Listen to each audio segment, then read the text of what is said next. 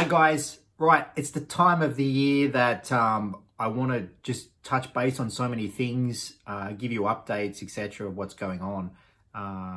So I just firstly want to thank everybody, all of you, for supporting us. We can't do this without you guys.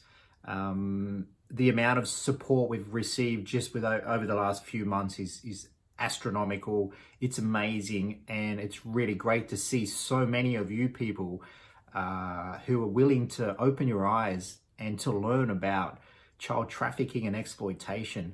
And I really believe that, this is the first generation that has stepped forward more than any other generation and said enough is enough.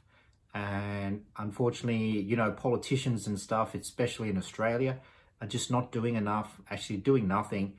So it's really great to see so many people around the world taking that step to educate yourself and try and stop this pandemic that is been silent for so many years. So thank you. Our ambassadors, we've had so many amazing ambassadors come forward and want to join PRC, regardless of their background, who they are. They all have children's safety in their heart. And that's why, we accept them to be on our team or in our family, because just amazing, wanting to support our cause.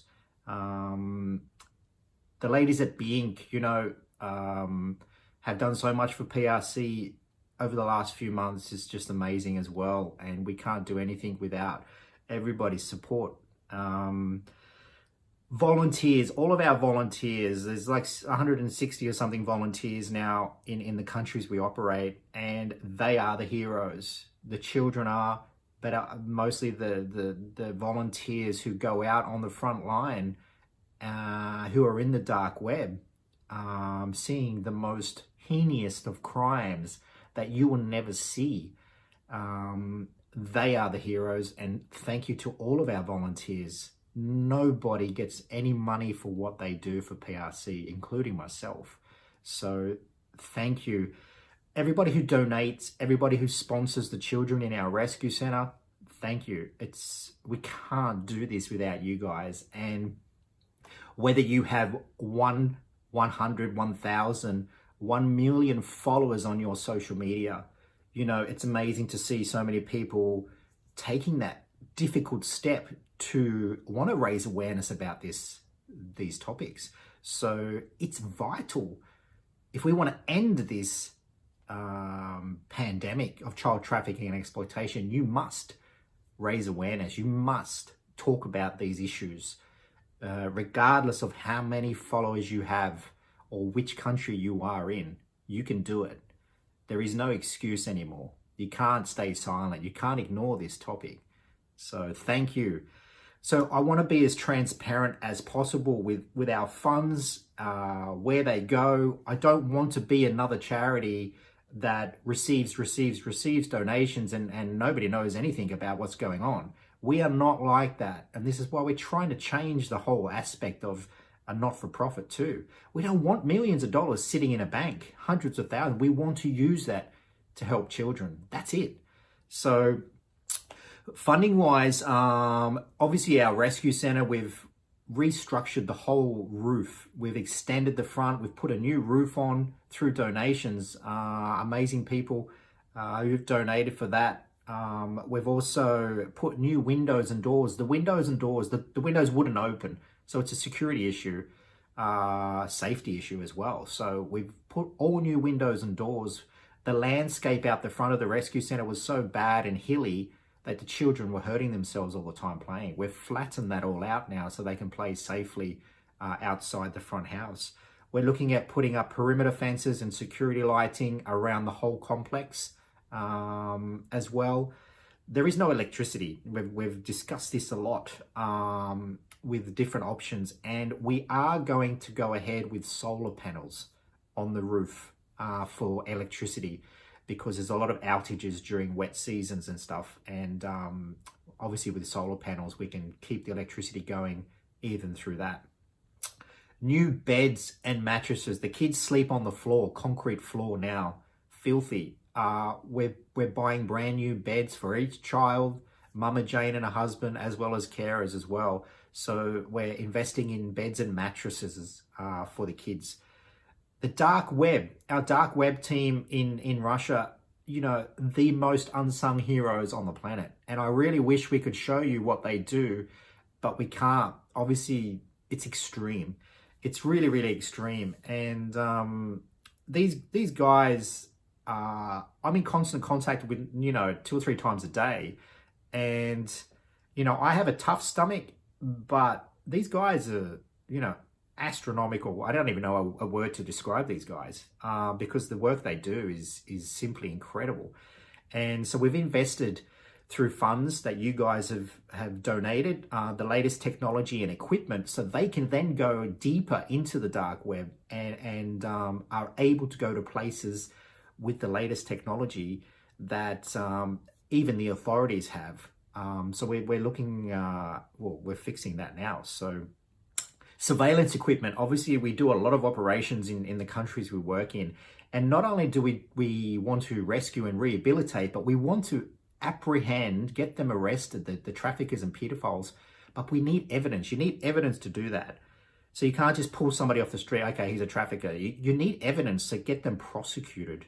Now, prosecution and the judicial system in many countries is very different. There is no justice system in Australia. You can forget about that. So in other countries we work in, we need evidence to have them. And so what we do is we have a lot of undercover surveillance equipment, and we need the latest equipment too. So we've invested a lot of that new technology for our teams, as well as donating those, a couple, to our partners who are on the front line in places like Gambia, Kenya, Romania, and Benin, where we've just started working in, where the trafficking rate, child trafficking rate, is off the planet. So we've provided those through funding. We've provided a couple of our partners in Kenya and Myanmar to small amount of funding so they can go out and educate, do seminars, sessions with local people and children who are in hot spots for trafficking and exploitation, to educate them that things, you know, shouldn't be happening like that. So that we've invested in that. Mombasa, Kenya, we have our brand new first of a kind hotel training program where we're going to target 10 hotels first with the backing of the local police and the Kenyan Tourism Association. So we will educate with our partners Trace Kenya, the hotel staff on signs to look out for, because obviously the filth of the amount of Western pedophiles traveling to places like Mombasa, Kenya to rape local children. We need to educate the staff and how to report it and what processes they need to go to, contacting us, our partners, etc., to get these pedophiles stopped. We're expanding. Obviously, we've expanded 2 times in a couple of months, and that's the Gambia and Benin. And I can tell you, these places are totally ignored by the outside world, but the sheer volume and horrific child rape, exploitation, and trafficking is something we cannot ignore. And we are there, and we are operating, and we are rescuing children, as you saw the other day, five children rescued with the trafficker. And we try and show you as much as we can. You know, it's important that we educate and show you the reality. Obviously we have our new app. It's halfway through still. That will be used for you guys to travel and, you know, report any incidents, suspicious incidents you may see, or something happening with children or whatever. So it can also be used in places like Australia if children are too hesitant to talk to their parents about maybe possibly being groomed online. That if you can make your children aware once the app is live, that this is a place they can go safely and confidential as well to report any suspicious online grooming. You know, Australia has one of the biggest problems in the world for online grooming. Australia. Yep. And it's growing, you know, weekly, monthly. Yeah, the AFP came out and said it's a tsunami of online grooming. So, you know, we can use the app for that as well. So we're very careful who we partner with. Obviously, we've just gone into benign the last month, but we make sure who we partner with are legitimate. They are doing what they say. They're on the grounds, and it's vital that we partner with reputable, hard-working charities. We don't want to be associated or partnered with somebody who just posts fancy things on social media and do absolutely nothing. So I can assure you our partners are working their asses off on the front line, you know, rescuing and doing so many things for kids.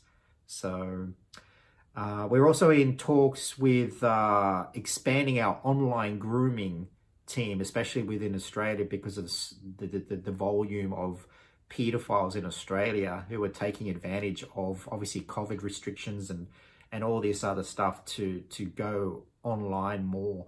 So we're looking at expanding our volunteer team. That is happening. So there's just so much going on. Again, you know, we want to be as transparent as possible. That's what we're all about.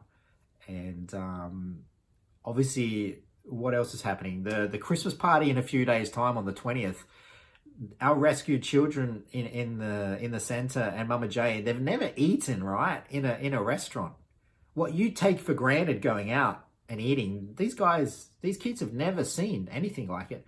So our volunteers, the amazing volunteers in Kenya for PRC, are working around the clock to get this surprise Christmas lunch all fixed, and as well as taking them shopping. So all the children will buy new clothes and shoes each, as Mama Jane as well. And it's all a surprise. So we'll keep you posted on that. So have a happy New Year, a wonderful Christmas. Thank you everyone again. And it's just phenomenal what you guys are doing for us, you know, and be safe. And we will see you again in 2021. Take care.